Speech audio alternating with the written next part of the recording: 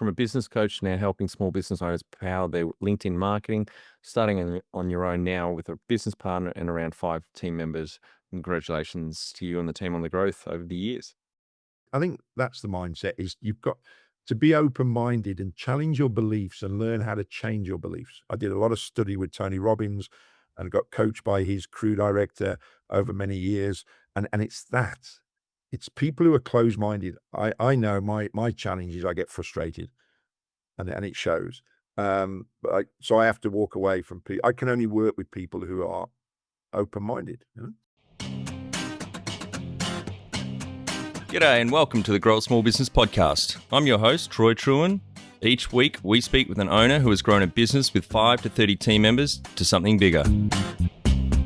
Diving into their numbers and unearthing the pain they've experienced, we explore what they did to overcome each barrier and what they would do differently from day one. Let's get into it. Welcome, everyone. Today I'm interviewing Andy Gwynn from 3 Degrees Social, based in Malaga, Spain. Thanks for your time today, Andy. Hey, you're welcome. You say Malaga, I say Malaga, but I have this trouble with the Americans as well, you know? Yeah, sorry, I haven't made it to that part of Spain yet, so yeah, I don't know how to pronounce it properly. Hey, I get in a lot of trouble for mispronouncing stuff down here because I'm still what they call a giri, which is like a foreigner. It's not even a tourist; it's a foreigner. I haven't been here long enough yet to be welcomed in that way. So there you go. Well, let's start with how we know each other. Joseph from Guest Experts on Air put us in touch, thought you'd be a great guest. He did. He's been doing some great stuff because I know we're going to talk about LinkedIn, which is where I've certainly got a niche globally. And so he's out there talking to people who got audiences of business owners predominantly. That's a lot of my work. He's helping business owners grow their business through the use of LinkedIn. Well, that's the next question. Tell our audience a bit about your business, what it does and how it makes money. Where it's morphed to now, I'm all about LinkedIn. So I've got 2 unique bits of tech that a business partner of mine's developed. And that, if that sounds new, we've been morphing and running this for nearly 10 years. So I've got the ability to consistently, at scale, go out and connect and engage with your ideal contacts. But also we understand the algorithm on LinkedIn about posting to get exposure, which is fine. But if your content's crap, then it doesn't matter how many people see your stuff. So we're all about helping people, teaching people to write content that's good. And I think the other thing is most people are no good about crap at sales and marketing.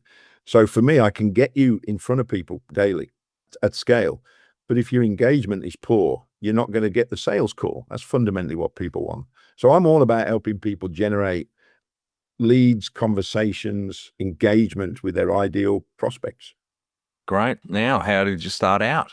How did I start out originally? Put it this way, we're in southern Spain. So at the age of 23, I went to Florida to try and buy a scuba diving boat, and it fell over for a bunch of naive reasons. But I was a diving instructor, so I ran my own dive school part-time. I've always been in sales. I used to sell workwear and PPE and safety footwear.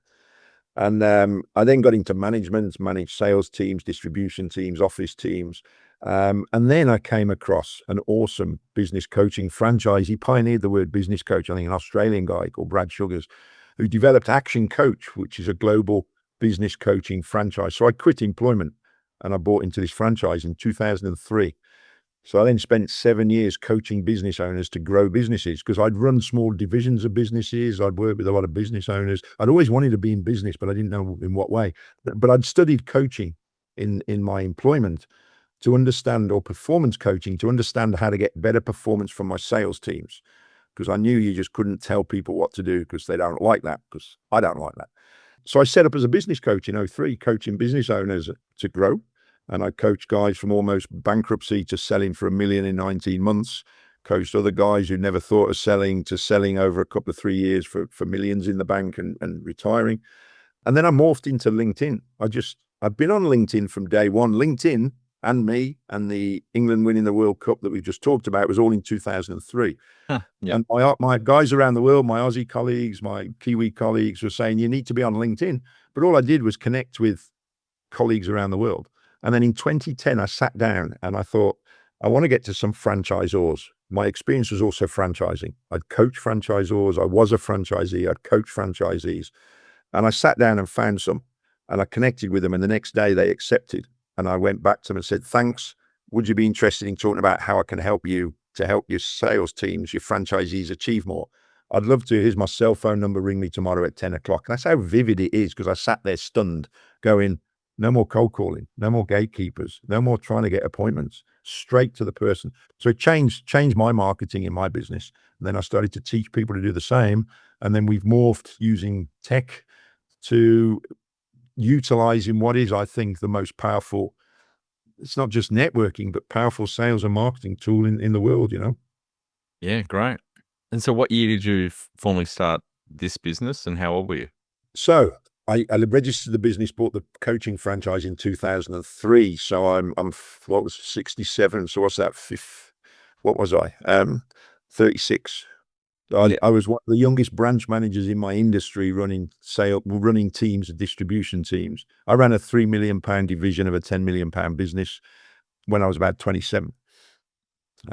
I was a salesman on the road at 21. I'd been a purchasing assistant before that. So I'd always been in commerce and SME, privately owned businesses, Yeah. which I realized I'd sold to corporates. I've sold to Jaguar and Land Rover and councils and stuff. And it's slow. I love the and that's why I went in as a business coach, because if I'm coaching you in your business and you decide to make a decision, you can go make it. You haven't got to go to committees and corporate and, So I was 26 when I set up my own business So as a what business. about 3 Degrees Social? When did you really start that? That's interesting, because I think we branded that. So I had a limited company as Action Coach as Andy Gwynn, and then I branded it 3 Degrees Social when I morphed into LinkedIn in 2010. And we actually tried. We franchised the LinkedIn training and coaching. So before all the tech, I had seminars, I had half-day workshops. I'd go into corporate and train their teams for a day. I'd have my own half-day workshops I'd sell. I had a coaching program. So if you came to me, I'd work with you over 90 days, taking you through everything about LinkedIn and getting results. That's what's important to me, is results. So I branded it 3D Growth Social, and we franchised it. Because I thought, I'm good at franchising. I've had franchisors pay me to coach their franchisees. Like I said, I've coached. I thought it would be easier to sell LinkedIn consultancy than it was to sell business coaching to SME business owners, because I'd found that unforgiving. It's a hell of a business sales skill, as well as being a coaching skill to then help the client get results. I thought, I can teach you how to sell LinkedIn training and coaching programs far more easily. I obviously brought in the wrong people, because I had 5 people try and sue me for, I can't remember the phrase. Anyway, so that was all under that brand. And that ended before COVID, 7 years ago. So the brand 3 Degrees Social came out of the principle that of the 6 degrees of separation, that says we're no more than 6 people from anywhere in the world. And sort of at the start of LinkedIn, when I was coaching, I would have said I was 4 steps from the old Queen of England, because I had a coaching client who had a client that was a saddler, made horse saddles and sold to Prince Charles, who's now the king. So I could have got a message to the Queen in Queenie in 4 steps. But if you Google that principle now, it says it's nearer 3 degrees of separation, especially with LinkedIn. And I'll argue it's 2. I only ever connect with second-tier connections. I don't need third, because LinkedIn has now hit over 1 billion users. So profiles is just bonkers.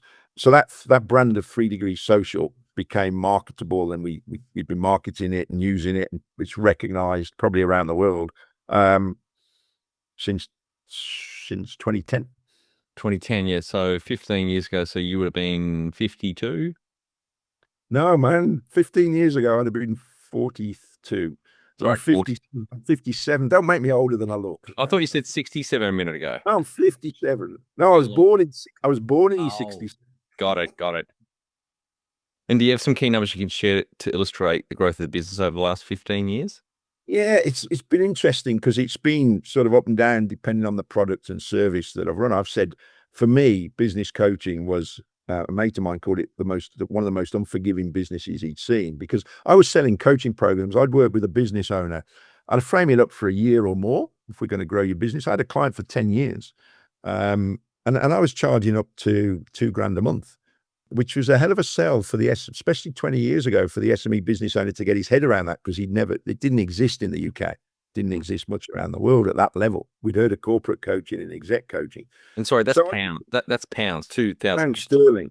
Yeah, so that's Yeah, about 'cause four grand Aussie a month, nearly 50 grand a year. Yeah, that would have been tough 20 years ago. okay. Because 20 years ago we had the Aussies coming into the UK Hmm. because I think it was like 2-1. They Ah, could sell in sterling. It's to yes. be for a couple of 3 years and then go back home with a bucket of cash, big, Yeah. just mountain of cash. Yeah. That's not the same now with the exchange rate you've got. But yeah, so I could be going from anything up to 25 grand a month as a one man Mm. coach. But I got to the point where it's very labor intensive still. I've been passionate with coaching businesses about leveraging your time. And that's what you should do as the business owner. We hear this now working on the business, but the business should provide you whatever freedom resource you want. So I'm all about leveraging time. And that's what also excited me then about LinkedIn, because I went, this is time leverage. And it's good time for money, but it was still selling workshops and coaching programs, still time for money, real good time for money compared to people around me. And so when I came across my now business partner with this tech, we've got something. If you give me something that's exciting, that adds value, gets a return, I get excited, I can go sell it. So I was selling this software to go and build your connections, engage, send out messages, the stuff you can do, you cannot do on your own. But then we became a software salesman, really. And I went, this isn't right either. And I was getting people say, we can't be asked with this. Can you just do it for us? And where I do have a uniqueness, and I'm told this, it's not just me, is you bring to table this business development and this coaching. So here's the software, here's your activity, but let me take you through, how does this tie in with your CRM system, the rest of your digital marketing? How does this tie in with your time management and your sales team and whatever else? Great. And so I was then LinkedIn coaching for the same level. Mm. So I sort of swapped it, but for something more easy to sell for me and more powerful to the client to get results quickly. But then in the last 6 months, we've put it in a box and we're using AI because my business partner's a developer. We've got another thing called Post Party Club that guarantees getting thousands of views of your posts. If your posting strategy is good, it feeds your direct outreach. If your direct outreach is consistent, it feeds your posting. It's magic and unique. And now it's leveraged because I've got team delivering onboarding calls with clients, team touching it, the client can access it. We're now scaling that. So I'm easily looking at growing that to what would for 400,000 a year, but very hands off, because what I said to you as well is I've always done a lot with real estate investors. I've got a huge network of real estate investors. 50% of my clients, I've got a handful of properties in the UK that I rent. I've got investments in a stock market because someone came to me, we're growing this stock market club. Can you help me on LinkedIn? Yeah. By the way, I love what you do. I'll invest in it. I know you invest in different businesses. I got a real estate developer. He's a Brit in Portugal. I buy empty shells, renovate, flip on, make a lot of money, share with my private cash investor. Can you help me with LinkedIn? Yeah, that's easy. And by the way, I love what you're doing, so I'll put some money in there as well. Same with a Forex guy. So I've got investments around because I'm a big believer in your business should generate you the cash flow to invest. I was taught the best, easiest starting point of investment can be real estate. Yep. And then you might look at markets and other things and other businesses. I've had shares in other businesses, not necessarily all gone well. Mm. So the revenue in this business is growing, but then it's feeding investments elsewhere. So one thing I did once, my old man died 3 years ago with motor neurone disease, which was harsh because he was a doctor, so he understood what was going to happen. But my old man was never complimentary. Real. I remember when I signed my first 2 grand a month coaching client, 2004. I rang him and he went, I hope you're putting something away for the tax man. And it was like, oh, for fuck's sake, Dad, celebrate with me, will you? Yeah. But what I did when he was terminally ill is I wrote him a lengthy email. Dad, I know you've not understood what I do because you're a doctor. You didn't know what I was selling. And you know I've struggled because I've nearly gone bankrupt a couple of times. Here's my property investments. Here's my market investments. Here's my business. Here's what we've got. I'm doing okay. I took an hour to write that. And he came back and said, love it. Well done, son. Love, Dad. And my first thought was, you is that all you could say? And then I really, there was a defining point only a few years ago because I really realized that's him. Let it go, Gwynn. I don't need to prove to him. But the point I made was there were so many investments and different revenue streams. Yep. And what about number of full-time equivalent team members you started with in this business and where you're at now? Well, I started just me. And then I remember I would outsource stuff. And I've actually coached business owners to go full circle where I've gone, why don't you outsource stuff? You haven't got all the recruitment problems. You haven't got all the legal obligations that you've got, certainly in the UK with PAYE and whatever. And then they've grown the business to a point, because I've gone also, if I outsource something, so I would outsource telemarketing, because if the telemarketer was ill, the owner of the telemarketing company would find somebody else. Whereas if I employ a telemarketer and she's off on holiday or ill, I'm struggling. But then we've gone full circle where it's suited the business to then employ. So I've had outsourced direct mail, telemarketers, VAs, PAs, bookkeepers, right? So I started with zero, but then I pretty quickly, because I was taught as a business coach to leverage, and because I'm going to coach my clients to leverage. It's a massive word. I outsourced my direct mail. I set the business up with a small budget to invest in marketing and maybe team. So very quickly I took on a bookkeeper, because I've just got an absolute, I've been called anally retarded about it, is anything I call the $10 or $20 task, I do not want to be doing. As the owner, I shouldn't be doing. If I had my time again, I'd have a big chunk of cash and invest in people from day one. But I started pretty much with me, started to outsource bits and pieces. Right now, I got a full-time VA, but he does a lot of my digital marketing, a lot of my stuff, a lot of my client liaison and looking after clients. He's in the Philippines. My full-time, she's not full-time for me, but my bookkeeper's in the Philippines. I got an accountant in the UK, I've got accountants in Spain. I've got a team of guys I pay a lot of money for that do, we're systemizing the business to grow it.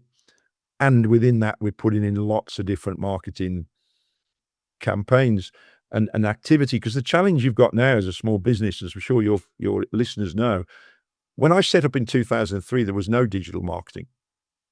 LinkedIn had just started. There's a phenomenal entrepreneur in the UK. He's a client of mine now. I've known him for years. Thomas Power built eAcademy, and LinkedIn killed it. It was a LinkedIn. I used to have a network marketed business of video email. You'd sit on your laptop, record a video, send it out as an email link to people. Awesome marketing tool. YouTube killed it. So I started, there was no YouTube, there was no Facebook. Now you can add another zero to the different marketing channels you've got. And it's like, where do I start? What do I do? So I've got a team of guys I'm paying that we're dropping in lots of different marketing. So I've got those different team around me, but fundamentally in the business, there's, oh, and by the way, when I first set up, I was going to take on a PA or a BDM, business development manager. And my missus, who I'm still with, said, I can do that. I can do what you're going to pay somebody full-time. I can do it in half a day, because she had been running her own training business. So she came into the business and we've been co-directors ever since. So there's two of us in the business. She's got another product service within that business. So there's the two of us with a VA, with a bookkeeper, with some marketing, outsourced marketing teams. So would you say what, 7 or 8 full-time equivalents, including yourself, your wife? Maybe less, maybe 4 or 5, 5 or 6. It sort of comes and goes, because we're leveraging it again. I want less and less team, to be honest. But we're on an absolute mission to scale this, and it will mean more team, but not many, because I'm fortunate in that my business is digital. That's why I'm in Spain. I literally can work from anywhere in the world. But also we've leveraged it through tech, through AI. And yes, I need more team now than I've had, but not many, and it's just handling the software, and it's handling the clients, and it's one person can handle a lot of clients. Yep. Because it's the product I have is just self-perpetuating. You're accessing some of our software. It's all online. You don't need a lot of tech support. Oh, and by the way, I have an outsourced tech support in Guatemala who speaks English. But I share him with a few colleagues. I've got some other colleagues doing similar to us around the world, but not in exactly the same way. So yeah, there's another outsourced tech support there that is servicing my clients at the time of post parties each week when they're delivering on LinkedIn. Right. And when was the moment you felt like you had succeeded? That's a rounded question, isn't it? Have you ever done the wheel of life? It's always a bit buckled somewhere, because you could argue my health or my fitness is a bit buckled. Is the finance? I lost a lot of money on the markets last year. You can argue, is it? Have I succeeded? Yeah, I keep being reminded. Life's a journey, isn't it? I've got people dying around me of my age and a bit older. I'm at that age now. So I do gratitude every day for a lot of things. When did I think it was? What was interesting is I contacted my old managing director literally this last week, because he'd sold his old business that was like 60 years old, and his father had set it up. And he messaged, he was a funny guy, well, funny, completely different to me. He said, "You could have been the managing director of this," in an email. And I sat there and thought, there's no way on earth I'd ever want to be a managing director for you Hmm. in the UK, in that weather, in that environment, in that industry now, because I have so much freedom in the type of work we do. So when did I succeed? I've succeeded at a lot of things. That's been the challenge as well. When I bought the franchise to become a business coach, it was one of the first times I hadn't just dropped into something and succeeded. As a scuba diver, I became a diving instructor. As a motorcyclist, I became an advanced motorcyclist trained by the police, and so I've succeeded at most of what I did. This journey of self-employment, entrepreneurialism, personal development, has probably been one of the most powerful. So I don't know. That's a great question. Succeeded in what exactly? I have succeeded in. I am certainly got success on the global speaking forum within LinkedIn. I'm getting people coming to me every few days. So we've got something unique. Does that count as success? Yeah, well, it's whatever, however you define it. So I guess that's the next question. What does success look like to you? I think if you genuinely, we spoke at the beginning, didn't we? You said, to be honest, I said, it's my rule number one, open and honest communication. I think if you are totally brutally honest with yourself and you're happy, then fine. Then that's success. Because I get people go, "Oh, I'm all right with this level of sales," and I think you're lying to yourself. You're colluding with yourself. You're deluding yourself. That's why I morphed into LinkedIn, because I can teach you and show you and deliver for you how to get sales appointments on LinkedIn, how to get business on LinkedIn. But coaching business owners who won't give someone the keys to their factory at 7 a.m. because they don't trust them, is trying to get them to shift that mindset is hard work, because they didn't realize that's probably what they had to do to grow.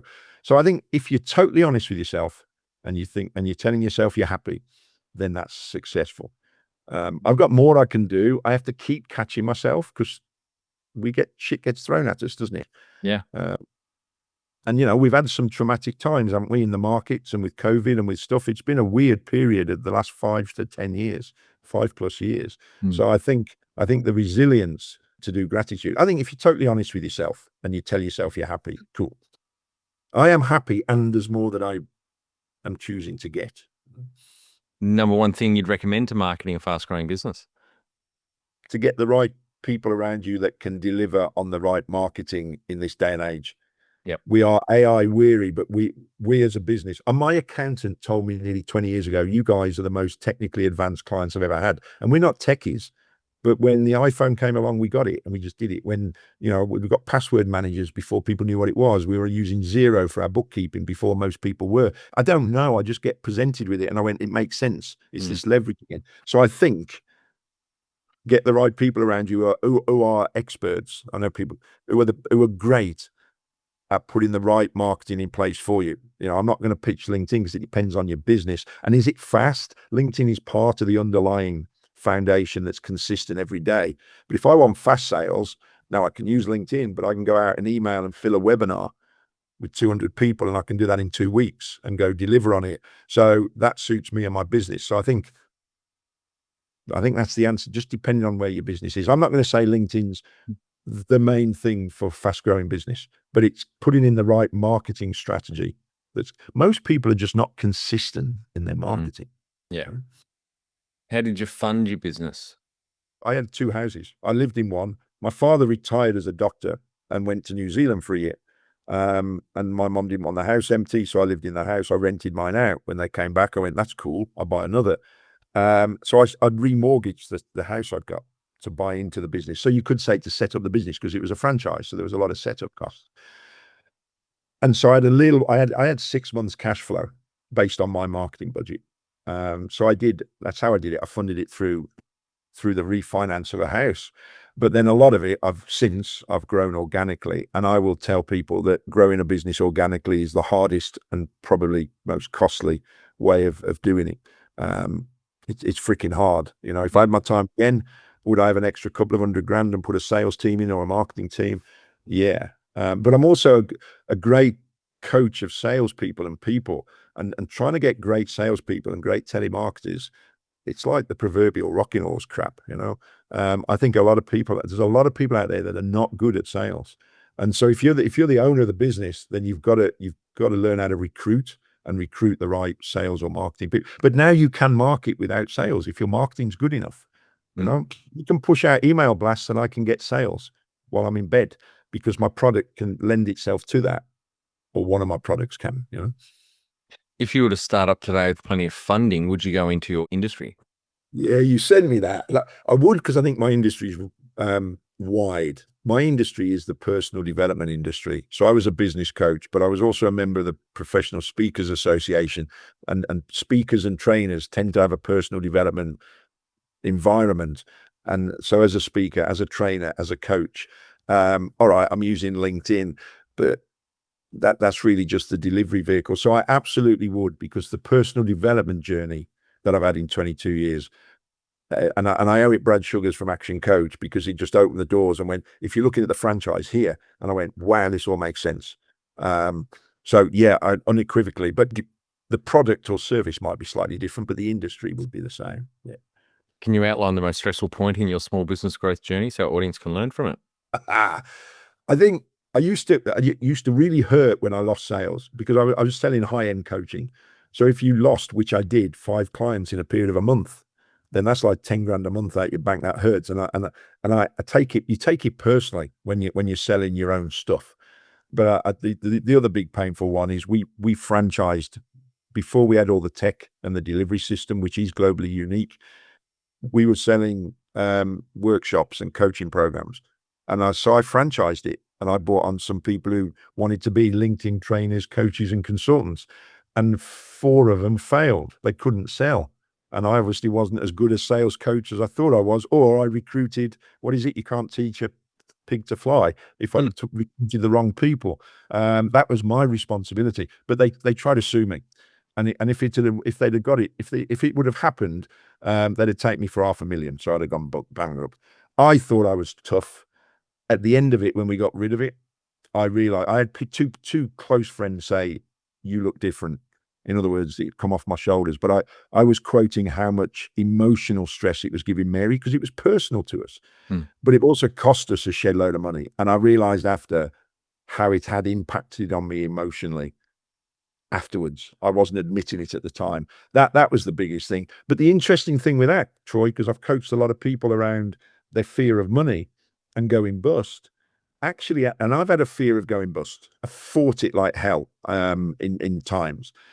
The moment that the letters dropped on the doorstep and the lawyer said to me, "This is the potential risk," it was almost like a weight off my shoulders then, of going, well, it's a fait accompli. If that happens, I'll deal with it. Yep. Whereas 'cause I had no control. I had Mm. no control. Well, you could fight it, but I had no control. They could sue me, their barrister and the judge could dictate to me. Whereas me going bust, not making enough sales, I can absolutely control. It's down to me to go sell.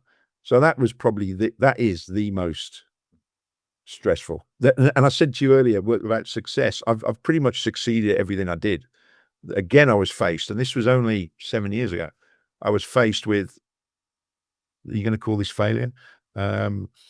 And we know a lot of business owners, a lot of successful entrepreneurs have been bust once or twice, haven't they? Not that I wanted that to happen, you know, that would have been an excuse. So no, it didn't happen. But that was the most stressful and the most learning. I forced myself to sit down after and go, right, what do I now want my life and business to look like? And what don't I want it to look like? And in answer to your question, a big part of it was, I don't want to work with lots of people, or if I do, it's managed and handled. You know, we've got 3 or 4 products. One of them is £100, $100 a month membership. If someone doesn't like it or it's not right for them, I don't get emotionally attached to them leaving because it's small. But I can deal with hundreds because my VAs can deal with them, my team can deal with. I don't want to personally. I only want to deal with people I really want to deal with. And I have a big handful of one-to-one clients that I love. They love me. They bring me referrals. They're getting results. So that was the big learning as well. But I forced myself. I went, you've got to sit down and learn from this and make a decision of what you want and what you don't want. Otherwise, history might repeat itself, hadn't it? What area in business do you feel you've had to work on the most to add the greatest value? It's got to be personal development.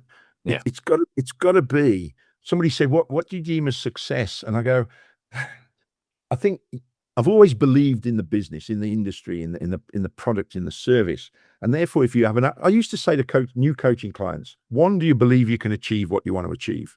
Yes. Well, because if you don't, we've got some coaching work. Two, how committed are you to make it work on a 1 to 10?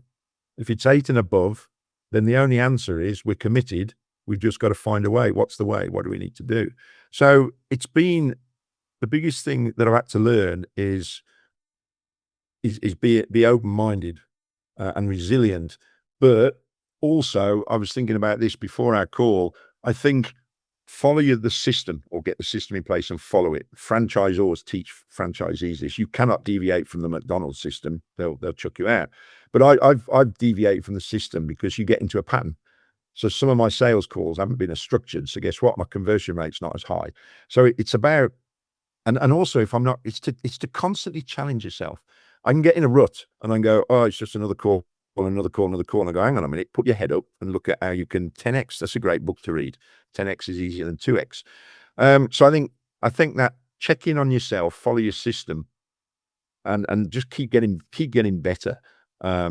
It's about you. Jim Rohn, the late great Jim Rohn, says you should work harder on yourself than you do on your job. Yeah. You know? What have you enjoyed the least about managing fast growth? I think people, again, in that, I had a client once who said, I've realized building a business, you coaching me, it's like servicing an aircraft in flight. Oh, I think I get you. He said, well, I've had my business 20 years, but now we're improving it and servicing it. It's like you've still got to keep the business running. So I struggle with poor performance. I know I'm good. And of course, people say there are people that are better than me. I've had a mantra: employed people better than me shows me how good I am. I learned that in management when I was employed. So it's when right now we're going through some quick growth. I know the system.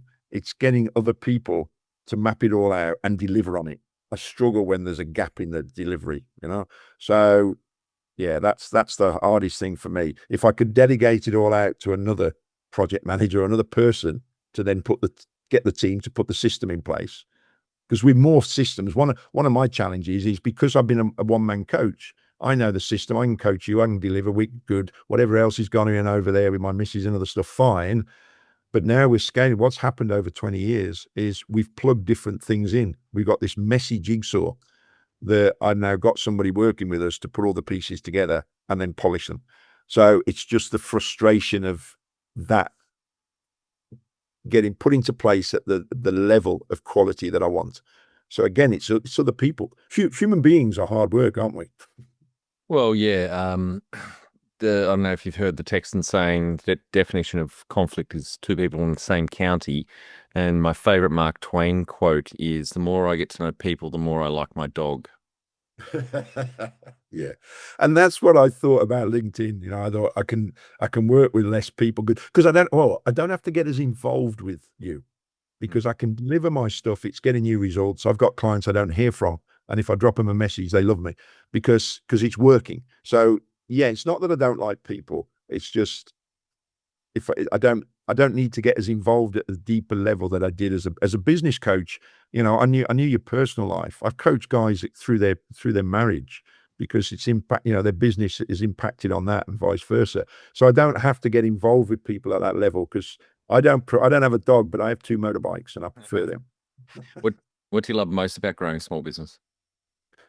I've realized because people go, what over the years, coaches were telling me, what's your why? What's your purpose? Your purpose. I prefer dolphins and porpoises and white sharks. And so it's like, I don't know. I just want to make money. What I've realized is I'm wired for results. I love results. And if I can get results easily, I can share them because I never went to university. I'm nothing special. I was packing gloves in a warehouse at 17. I've learned because I thought, well, if I can do it, anyone can do it. And I've learned that's not true. Not everyone is in the same place and can. And I've had to accept that. But I just love results. And I thought I got beaten up. You've got to have your purpose. I went, right, I want to share my shit. And I went, no, because you don't want my bad shit. I want to share my good shit. So I just I just want to share what we have works. It's incredible. It is cutting edge. I can't find anybody else in the world that's got it in the way we've got it at the level we've got it. I just want to share it because it works. So that's what I love about being in business. What has been the biggest mindset shift for you in your small business growth journey? You've got to be open-minded. I was coaching people around their mindset. I used to say, right at the beginning, I wanted to make sales. So I was going out marketing. I'll help you sell more. So you'd come to me. And then very quickly we realized you would realize it's about you. Why aren't your sales guys performing? Because you're not leading well. Why aren't your adverts working? Oh crap. I've coached someone and taught them how to write an advert, and then they've not followed the rules. And I've gone, why? Oh, I just don't like it. Yeah, but it fucking works. And it's your style. So it's all about you. We've got to work harder on myself than I do on my job. And so that's probably the mind shift is around that. As I came into it open-minded. That's what we got force-fed within Action Coach, because you've got to be good. 7 Habits of Highly Effective People, sharpen your saw. One of my other values is congruency. I can't possibly coach you in being open-minded and taking more action and thinking bigger and thinking of lifestyle if I'm not doing it. Now, I'm not infallible, but people are saying you are living the dream, and I'm going, this is when I say I've had to learn again. If I can do it, anyone can. That's not true. I don't think where I am is anything special. I'd had a goal for 30 years to live in shorts.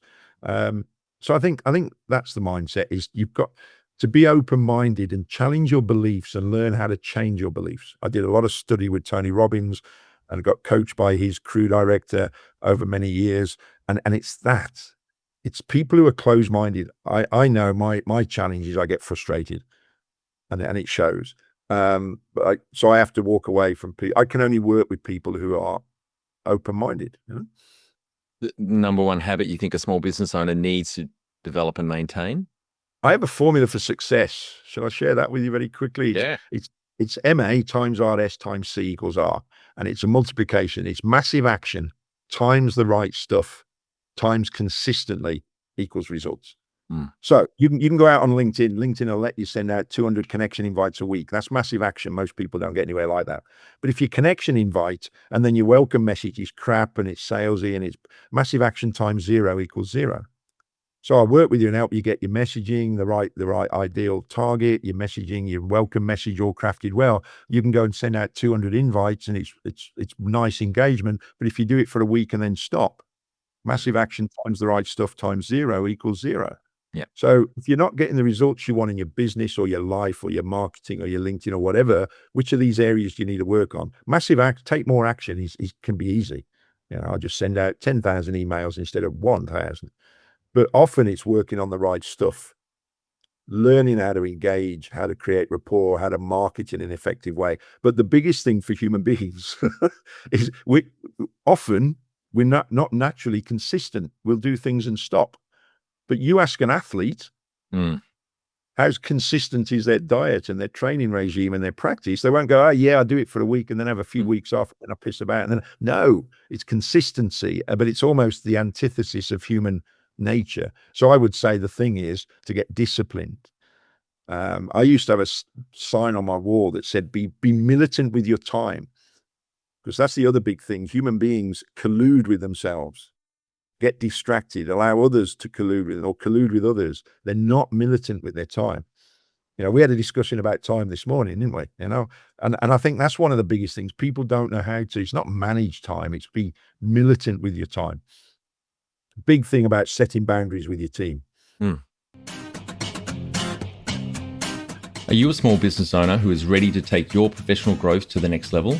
Sign up to the Grow a Small Business Weekly newsletter. This is your go-to email every Friday and will take about 2 minutes to read. Join the Grow a Small Business community who, like you, are investing in their professional development. Each week, we curate valuable resources, whether it's expert advice, books, podcasts, industry insights, or actionable strategies. We've got you covered.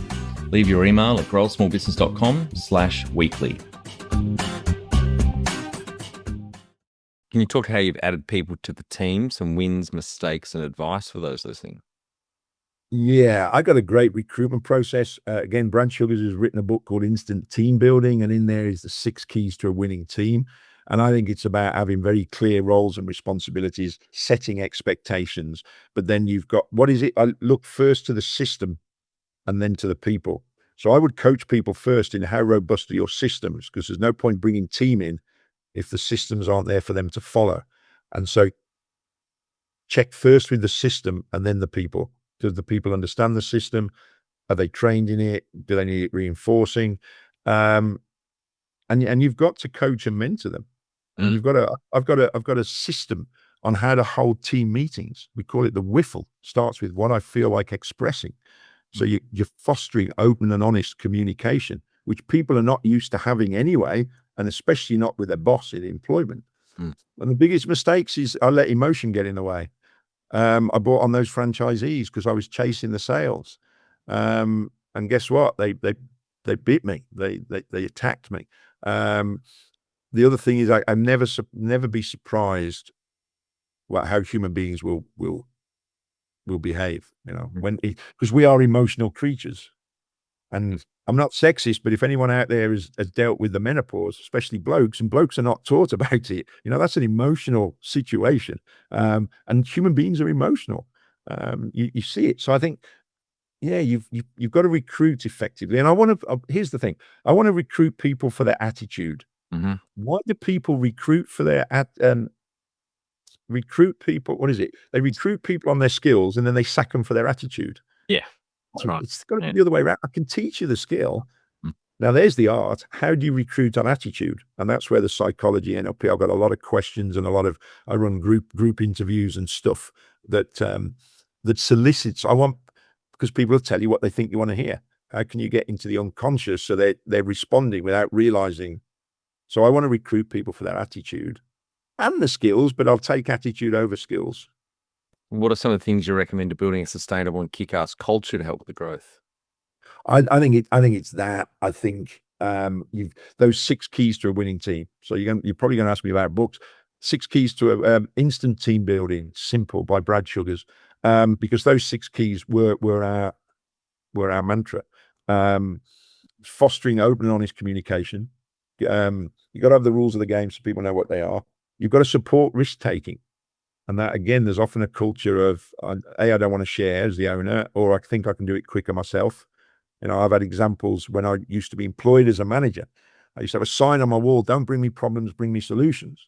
But guess what happened? People would bring me problems and I go, oh, no, and they go off and I go, I answered it for them. It took me 6 months for the team to come in and they go, I've got a problem. What is it?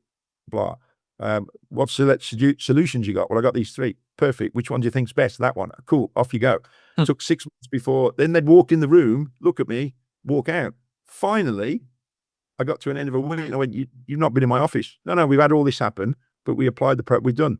Cool. But that took 6 months to change that culture of just ask Andy, ask the boss, he'll give you the answer, So I think it's those 6 keys to a winning team. Tell our audience how you've handled balance. How I found a balance. I've had to have a very, very clear vision. People are motivated not just towards a vision, but predominantly away from pain, aren't we? So, if I need 10 grand to survive, if I get 10 grand and a penny, I'm not in pain like I am at 9 grand. So, and I'm wired to move away from. I am not going to lose that car. I'll make a sale. So I've had to build the vision. And when we knew we were coming to Spain, I sat down and thought, I cannot just swap one life for another. I cannot be working 9 till 5 in Spain in this weather like I was in the UK. The whole idea of this is to change my lifestyle, work-life balance. My mom can never understand why I might retire or could have retired early. I was working 4 hours a day up until the beginning of this year. I made the choice to change it because we're scaling it. And I'll never retire from this industry. If you ask me on a podcast and I can share this stuff, this isn't work, Troy. This is fun. And if someone gets something that helps them, awesome. But I can choose not to be sat there having to make sales, picking up emails, doing whatever. So I visualize what my life would be like every morning and every day and every week. So Fridays, I book one call. My diary allows one call in the morning. Then I go out for lunch with retired veterans of the British Legion. We play bingo because I bring the average age down. I'm the youngest guy there. It's cool. But I ride motorbikes with 3 of them. So I don't work Fridays. So get a clear plan. And the other thing is go test it. When I wanted to work abroad, I went out to Thailand for 3 weeks, which was more than a 10-day holiday or a fortnight's holiday. And I worked, and it worked. My business survived. It grew a bit. And when we got home, I said to Mary, it works. That's the vision. I can feel it now that I can work from anywhere in the world. So I had a clear plan of what I wanted my lifestyle to look like. And then you've got to work towards that plan, haven't you? How much professional development have you invested in yourself? Sounds like a shitload. Yeah. And if you wanted time more than money, like I spent a lot of money. I mean, when I bought into Action Coach in 2003, you had 2 great big boxes of books and CDs and DVDs then before you went on training. And Brad Sugars will quote, if you want to out earn me, you got to out learn me. Work harder on yourself than you do on your job. So I used to read all the time. I used to listen to stuff. I've been on just countless conferences. Action Coach was awesome for me. I go to every regional, national, European, and global conference in a year. I was spending, I can't remember, 90 days a year on training. 90, yeah. So it's less now, but I've got mentors around me. You could argue it's a bit of an excuse, Gwynn. You're not learning as much as you could, but huge. Personal and emotional. It's not just personal development, which I think's here. Emotional. We know now you can measure EQ, emotional intelligence, like you can measure IQ, and emotional intelligence far outweighs as an important thing for people to get results and success and happiness, success. So inordinate amounts, because I don't know why and how. That's a deep psychological question, but I just know, I just bought into, you've got to get better. You got to get better and better, because nothing stands still, does it? Look at where we're at with AI now. I'm not a geek. I haven't gone out and devoured it, but I got people around me giving me stuff and we're using stuff. And I'm fortunate as well. It's about the people. I've got nearly 30,000 connections on LinkedIn. I've got a lot of the people I'm working with closely, it's because they came to me through LinkedIn, or they saw me, or they knew me. So building that network of people, even if it's not learning the knowledge, it's hooking up with people who know the knowledge as well. But you've got to work harder on yourself than you do on your job. So I think you've answered the next question. You've had mentors or coaches along the way. All sorts of different ones. I mean, again, within Action, I was given one. I'm still friends with her. She coached me 27 years ago. She's in her early 70s. She's just awesome. She's a Kiwi in California. She coaches top global execs. Me and her speak every month. And I go, why? She said, because I get a load of stuff from you, as well as you can. So we just chew the fat and challenge each other and stuff. And mentors. I've got I've got 3 or 4 key people. My business partner, the developer, is a freak when it comes to development and rapid stuff and fast. I've got a close friend who's in his 60s. He built £100 million finance business, and we've worked together, but we just hook up. And I said, why? Again, why? He said, because you'll come out with stuff that will make me think of something in a different way. So I do believe in this buddying, this mentoring, this challenging, and pay for coaches. I've got a marketing systems guy, but he's coaching me. He challenged the shit out of me. I want you to do a webinar a fortnight. Why? I'd rather do one a month and double up the numbers. It's leverage. He said, no, I want you to test and improve more quickly. Your conversion rate's not as good as it should be. I went, I know. So run one a fortnight. Let's critique it. Let's change it. Let's move it on fast. I went, shit, good point. So I need someone to challenge my beliefs and my viewpoints. So yeah, you need a coach. I might have a sales coach. I might have a business growth coach. You might have yeah, definitely. You can't. And here's the thing, Troy. I went trekking in Peru. We trekked down to Machu Picchu, and I was with a mate of mine who's a big change. He's a hypnotherapist. He's a counselor. He's incredible. What world's best? What do you want to call it? Interventionist, I call him. And I got a fear of heights. Got it from there. I'm on all 4s on day 1 on this mountain track. I said, Tone, I need your help. Okay, we'll do something now. Forget waiting till lunch. Bang. And I said, look, I know what you're doing. I'm trained in this. Why can't I do it myself? And he just went, we all need external help at times. That was 15 years ago. And I went, makes sense. Because I think I'm an island. I think I'm strong. I think I'm good. I think I know it. Too many people go, I know it. I'm comfortable. I don't want you challenging the shit out of me. No, I do. So I need coaches around me. Do you have a board of directors or advisors? I have a virtual board. Yeah. So I've got these mentors, guys, but I've got 2. Do you remember this quote? And it was from 1979, and it went, do or do not. There is no try. Yoda. Yep. Okay. Are you? I Are have you? one here, and I have a resin one up on my terrace. And if I'm faced with a problem, I go, what would Yoda say? Or what would Brad Sugar say? Because I've worked with him a lot. I might ask what would Richard Branson do.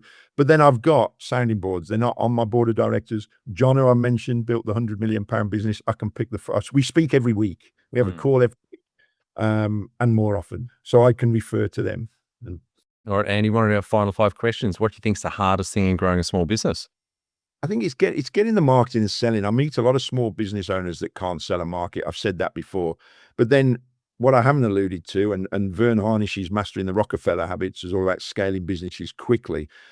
Yes, I've said you've got the delivery, maybe. I'd never experienced that because I've known the delivery and I've been able to map that out. So I think it's sales, but is it sales and marketing? It's systemizing that business. Favorite If you're growing it rapidly, you've got to systemize rapidly. So that becomes more difficult. business book which has helped you the most? There's 2 or 3. Well, the first one has got to be the E-Myth Revisited by Michael Gerber. My number He's one. written, you know that one. He's written a bunch of them. So it's the E-Myth Revisited, the entrepreneurial myth. It's all about systemizing business. I would read Brad Sugar's is The Business Coach, which I sort of technically co-authored with a whole bunch of other people a long time ago, because that's his 6 steps, which sort of dovetails with that. But then Rob Kiyosaki's Rich Dad Poor Dad, because that will shift your mentality from why I'm building a business to then invest and or sell the business rather than just looking at working in the business. There's 3. Yeah, I got as much out of his second book, The Cash Flow Quadrant, as I did out of Rich Dad Poor Dad. It was great. Yeah. Yeah. It goes into more depth, doesn't it? And it's a good reminder. Yeah. Any great podcasts or online learning tools you use for your own professional development? I use ChatGPT a lot now. Mm. I hooked up with another Aussie the other day. I've got a client who's an Aussie and he calls it Chatty G. Is that right? Yeah. We call it Chatty G. That's a crap Australian accent. Well, my name's Andy G. And when I was 10, my school teacher called me Garrulous Gwynn, which I had to look up. And Garrulous means talks a lot. So again, I'll look at YouTube. I use ChatGPT. Mary, my missus, is all over podcasts. I study a lot with Russell Brunson because I do a lot of webinars. And I think life, sales, and therefore webinars is just constant improvement. You can never get it tapped. It's always about constant improvement, isn't it? So Russell Brunson, Dan, is it hard? 10x. I tend to dip into books and I tend to listen to a few podcasts, but not as much as I should. Yeah. One tool you'd recommend to help grow a small business? ChatGPT, I guess. One tool. Can I give you a few? I suppose it's about systemizing. It's about leverage. It's about technology. So yeah, I've mentioned Xero in my bookkeeping. I'm still gobsmacked how few people have password managers. I use Dashlane, have done for 15 years. But I think, again, in your sales and marketing, you've got to have a CRM system, and Go High Level GHL has taken the world by storm. And I've got the guys I sub out to, that they're close friends. These guys that deliver on all my marketing and my systemization, they have our database. The owner, Terry's a friend of mine, comes and stays with me. So Go High Level is just brilliant. I don't know how to use it, but I've got people mapping out all sorts of magic with it. So probably that. And LinkedIn, if you're not utilizing LinkedIn in a way, you are missing a massive opportunity, not just for marketing. But when we bought this house in Spain, I found my English-speaking Spanish lawyer and mortgage broker within 24 hours on LinkedIn. When my nephew was 18, he found an internship in Hong Kong through someone he'd met on LinkedIn. Why? Because his cool uncle had taught him. There's nobody you can't get to, but you should be generating consistent inbound while I sleep, because my automation is engaging with people. And it is powerful. But then I know people are getting lots out of Facebook, but what somebody said to me is, if I want more out of Facebook, I've got to pay more. I said, yeah, I don't have to pay more to get more out of LinkedIn. So there's a bunch of things that I think you've got to embrace technology and the right people, because there's so much being chucked out there for small businesses. 80-20 rule, 90-10 rule says only 10% of them are any good. There's I just had a conversation with a digital marketing girl. And I'm going, I came back home, me and Mary met with her, and I said, she can't market. Mm. She can't sell. And he said, I know. I said, but she's dealing with small, one holistic, one woman therapists. Not knocking that business, but they don't need a lot of marketing support in their business. So she's deferred down to her niche. But it's like there's so many people out there. That a guy the other day, he was a LinkedIn guy. Oh, can I pick your brains? I said, yeah, you can. I looked at what he was doing. He's doing bugger all. So you've got to weed through all those, and you've got to go get the best. And I say that with confidence because I've had £100 million dollar entrepreneurs telling me what I've got is unique and buying from me. So I know it's, and so yeah, you've got to weed through that crap. You need the best people, and they can be niched. I've got a guy who's great at Facebook. I've got another guy who's great at Go Eye Level. I'm great at LinkedIn. And you need the automation, but again, you've got to weed through it because aren't we AI weary right now? There's so much about going on about AI, and it's like, geez. So, and finally, my favorite question: what would you tell yourself on day one of starting out? follow your system, get out your own way. I've burnt so many sales calls from complacency or not focusing, and keeping clients by not putting the system in place. I told myself for years, I'm good at direct sales. I don't need all these funnels and all this stuff. Yeah, I think whittle that down to get out your own way, and if you haven't learned the system, then learn it and then follow it. Thanks, Andy. Really enjoyed our chat today. From a business coach now helping small business owners power their LinkedIn marketing, starting on your own now with a business partner and around 5 team members. Congratulations to you and the team on the growth over the years. Thank you. It's been great sharing it, Troy. I love what you're doing because as business owners, just it is tough. We've had some tough stuff. We're not sort of taught it, people need it, and what you're pushing out there is awesome content. So I'm glad. Thanks for inviting me and letting me be part of it. That's it. Thanks for listening. Please leave a review in iTunes or whatever platform you listen to us on. It means more small business owners will find our cast and help people with their business growth journey.